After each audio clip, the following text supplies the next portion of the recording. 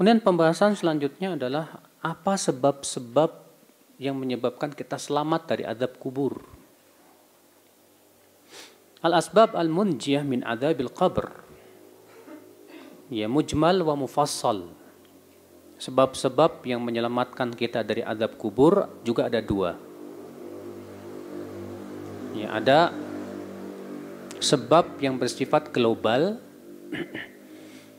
ada sebab yang bersifat terperinci. Apa itu yang bersifat global? Yang pertama yaitu muhasabah, mengingat dosa-dosa yang disertai dengan taubat dan istighfar. Iya. Banyak-banyak kita taubat, istighfar, minta ampun kepada Allah. Karena yang namanya manusia itu tidak lepas dari dosa, Pak. Siapa sih di antara kita yang selama hidupnya tak pernah berdosa? Bahkan siapa di antara kita yang satu hari saja nggak berbuat dosa? Ada tidak, Pak? Nggak ada. Semua kita pasti pernah berbuat dosa. Maka dari itu kewajiban kita untuk memperbanyak istighfar. Makanya Rasulullah SAW mengajarkan umatnya kita banyak istighfar, banyak taubat, banyak minta ampun kepada Allah Subhanahu wa taala. Dan ya, taubat itu kalau memang benar-benar nasuha, Pak, dan memenuhi syarat-syaratnya, itu Masya Allah menggugurkan dosa-dosa. Al-Imam An-Nawawi rahimahullah mengatakan bahwa taubat itu diterima kalau memenuhi 3 syarat. Taubat diterima apabila memenuhi berapa? 3 syarat. Syarat yang pertama an-nadam. Apa itu nadam? Menyesal. Apa tanda orang menyesal, Pak? Tanda orang menyesal itu kalau dia ingat dosanya dia merasa risih. Kalau ada orang yang mengingatkan dosanya dia marah, nggak suka, dia nggak mau. Ini tandanya nyesel nih. Maka kalau ada orang misalnya dulu pernah mabok-mabokan, terus dia merasa bangga, oh dulu saya pernah mabok-mabokan loh. Ini kok ngebanggain dosanya yang dulu gitu, tanpa terlihat ada penyesalan. Ini hakikatnya ini orang belum taubat. Iya. Nah sekarang boleh nggak Ustadz menceritakan dosa kita yang terdahulu untuk diambil ibroh pelajaran dari situ karena banyak manfaatnya. Kalau memang banyak manfaat dan maslahatnya, nggak masalah. Walaupun pada asalnya tidak boleh. Dasarnya apa? Dasarnya kisah Ka'ab bin Malik dan 3 orang di mana beliau menceritakan tentang waktu itu beliau tidak mengikuti sebuah peperangan yang akibatnya kemudian diberikan sanksi oleh Rasulullah SAW, di mana Rasulullah melarang para sahabatnya untuk mengajak bicara dia selama 50 hari. Sampai akhirnya Allah pun berikan taubat kepada dia. Nah, saudara-saudaraku sekalian, ikhwatul Islam azani Allah wa yakum. Jadi ini syarat yang pertama, apa itu? Menyesal, sesal. Iya. Jadi kalau kita nginget dosa kita tuh, aduh, nyesel banget gitu. Kesel. Kita terkadang mencaci diri kita sendiri, kok kamu tuh bodoh bener sih, kau bego bener sih kamu nih, misalnya gitu. Yang kedua, syarat taubat apa? Yaitu al-iqla'ani dzambi. Meninggalkan dosa. Sekarang kalau antum taubat sambil berdosa. Misalnya sambil ngelihat perempuan telanjang sambil istighfar, astagfirullah, astagfirullah, astagfirullah. Ini kata para ulama nggak benar, ini istihza. Iya. Sambil antum melihat video porno, astagfirullah, nggak benar nih. Ini perempuan terlaknat ini. Astagfirullah. Sambil begitu tapi sambil diliatin gitu loh. Iya. Maka seperti ini nggak boleh. Syarat taubat itu al-iqla' kita lepas dari dosa, kita tinggalkan. Iya. Syarat yang ketiga, al-azmu ala alla ya'uda ilaih. Bertekad bulat, ya, berniat kuat untuk tidak balik lagi. Lihat, Imam An-Nawawi menyebutkan 3 syarat ini dalam Riyadhus Shalihin. Yang ketiga ini berniat kuat untuk tidak kembali lagi. Dan subhanallah Pak, tidak ada ulama yang mengatakan syarat diterimanya taubat tidak pernah berbuat dosa lagi setelah itu. Gak mungkin soalnya. Syarat taubat itu 3. Yang pertama tadi apa? Menyesal. Yang kedua meninggalkan dosa tersebut. Yang ketiga apa? Berniat kuat untuk meninggalkannya selama-lamanya. Tidak ada syaratnya setelah itu tidak berbuat dosa lagi. Karena ini berat sekali. Makanya ketika Allah turunkan firman Allah. Ya. Alladzina amanu wa lam yalbisu imanahum bidzulmin ulaika lahumul amnu wa hum muhtadun. Orang yang beriman dan tidak mencampuri iman mereka dengan kezoliman. Lihat. Orang yang beriman tapi tidak dicampuri imannya dengan kezoliman. Mereka dapat keamanan dan dapat hidayah. Para sahabat berat.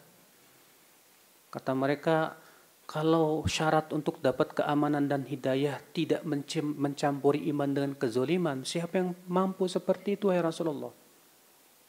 Siapa di antara kami yang tidak pernah menzalimi dirinya sendiri, ya Rasulullah? Tapi Rasulullah menjelaskan bahwa zolim yang dimaksud dalam ayat itu apa? Syirik. Al-Hasan Al-Basri ditanya oleh seseorang, aku bertaubat dari dosa dan aku berniat kuat untuk meninggalkan, tapi keesokan harinya saya berbuat dosa lagi. Aku berdosa lagi, aku bertaubat lagi kepada Allah, tapi keesokan harinya aku berbuat dosa lagi. Apa kata Al-Hasan Al-Basri? Ya, semua mukmin begitu. Artinya siapa mukmin yang setelah taubat, setelah itu tak pernah lagi berbuat dosa? Nggak mungkin ada, Pak. Ya, tidak mungkin ada. Akan tetapi tentu setiap kita jatuh kepada dosa, segera kita apa? Taubat. Sebagaimana Rasulullah SAW sabda, kullu bani Adam khata' wa khairul khata'ina tawwabun. Setiap anak Adam itu pasti banyak berbuat dosa. Namun sebaik-baiknya orang yang berbuat dosa itu yang apa? Yang segera bertaubat kepada Allah Subhanahu wa taala. Ya. Ikhwata Islam azani Allah wa iyyakum. Jadi ini sebab yang sifatnya umum, Pak, bahwa semua sesuatu yang bisa menyebabkan kita selamat dari azab kubur yaitu kita banyak istighfar dan taubat setiap harinya. Rasulullah SAW setiap harinya beristighfar dan bertaubat 100 kali, bayangkan. Bahkan kalau kita mengumpulkan hadis-hadis Nabi istighfar dan taubat banyak sekali, Pak. Ya. Rasulullah SAW beristighfar dan bertaubat setiap harinya 100 kali. Itu di waktu pagi, ya, mengucapkan astagfirullah wa atubu ilaih. Dalam satu riwayat Rasulullah setelah salat duha mengucapkan rabbik firli wa tub alayya innaka antat tawwabur rahim 100 kali. Ya. Rasulullah SAW juga dalam sujudnya ketika Allah turunkan idza jaa nasrullahi wal fath wa ra'aitan nasa yadkhuluna fi dinillahi afwaja fasabbih bihamdi rabbika wastaghfirhu innahu kana tawwaba. Maka semenjak ayat itu turun, Rasulullah di sujudnya membaca, ruku dan sujudnya membaca subhanakallahumma bihamdika. Terus subhanakallahumma bihamdika astaghfiruka wa atubu ilaik. Ya, di ruku dan sujudnya. Juga Rasulullah SAW duduk di antara dua sujud mengucapkan apa? Rabbik firli, Rabbik firli. Berapa banyak istighfar? Makanya Rasulullah bersabda, tuba li abdin wajada fi sahifatihi istighfaran katsiran. Tuba, beruntung seorang hamba nanti pada hari kiamat yang mendapatkan buku catatannya itu dipenuhi oleh istighfar. Ya, banyak istighfarnya, Masya Allah. Maka jangan lupa, akhi, kita selalu banyak istighfar kepada Allah Subhanahu wa taala, selalu minta ampun kepada Allah Subhanahu wa taala. Adapun sebab-sebab yang sifatnya terperinci diantaranya yaitu mati syahid. Orang yang mati syahid itu tidak akan diadab di kuburnya, Pak. Ya, kecuali utang. Kalau utang tetap ditagih sampai hari kiamat. Disebutkan dalam hadis yang dikeluarkan oleh Imam An-Nasa'i dari seorang sahabat Nabi bahwa ada seorang laki-laki berkata, kenapa sih ya kaum mukminin semuanya akan ditanya oleh malaikat mungkar dan nakir dalam kuburnya, kecuali orang yang mati syahid? Kata sahabat ini, cukuplah kilatan-kilatan pedang di atas kepalanya itu sebagai ujian buat dia. Jadi Pak, orang yang mati syahid itu ditanya sama malaikat mungkar nakir pun enggak.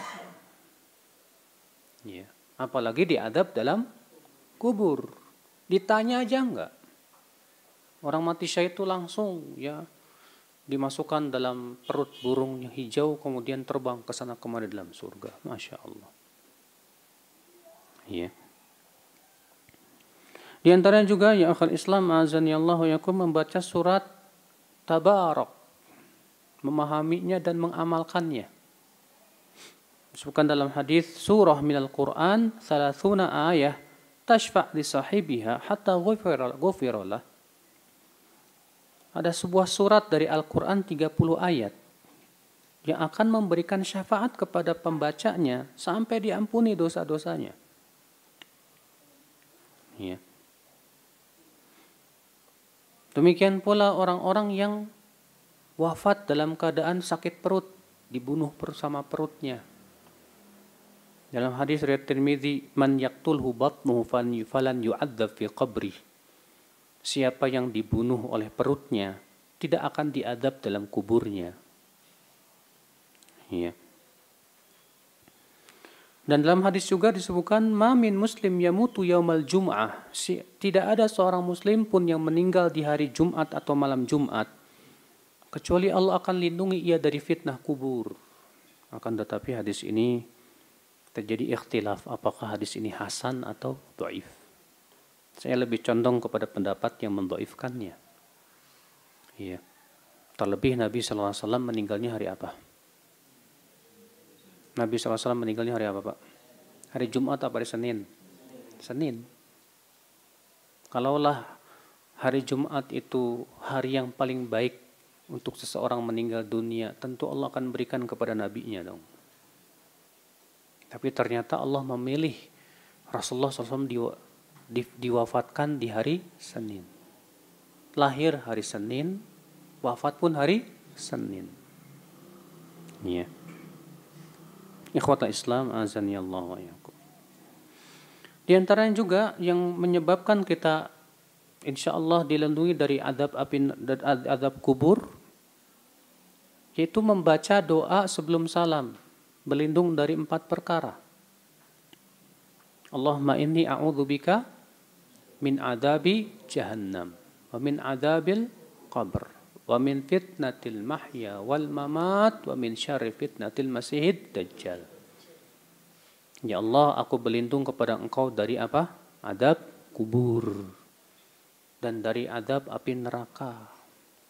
Ya. Dan demikian pula dari fitnah hidup dan mati dan fitnah masihud dajjal. Itu jangan lupa tuh Pak. Sebelum salam selalu baca itu. Allahumma inni a'udzubika min adabi jahannam min adzabil qabr.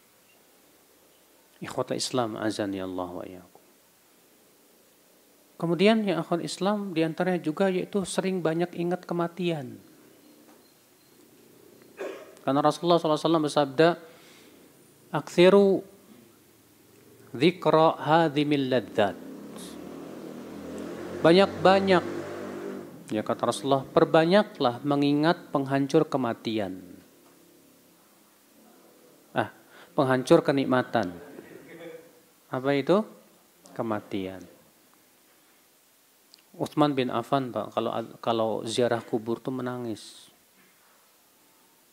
Kemudian ketika ditanya kenapa, kata Utsman, karena aku mendengar Rasulullah SAW bersabda, ya innal qabra awwalu manazilil akhirah. Sesungguhnya kuburan itu adalah persinggahan akhirat yang pertama kali. Faman naja minhu fama ba'dahu aisarlah. Siapa yang selamat di kuburnya, yang setelahnya lagi lebih mudah. Siapa yang tidak selamat di kuburnya, maka yang setelahnya lagi lebih sulit, bayangkan. Makanya subhanallah ya akhi, ternyata alam kubur itu penentu akhirat. Artinya kalau di kuburan kita selamat, di akhirat lebih selamat. Kalau di kuburan kita nggak selamat, jangan harap di akhirat selamat, kecuali kalau Allah memberikan apa? Ampunannya atau mendapatkan syafaat Rasulullah SAW dengan izinnya. Ikhwata Islam azani Allah wa iyyakum. Nah, ini diantara perkara-perkara yang menyebabkan kita ya selamat dari adab kubur.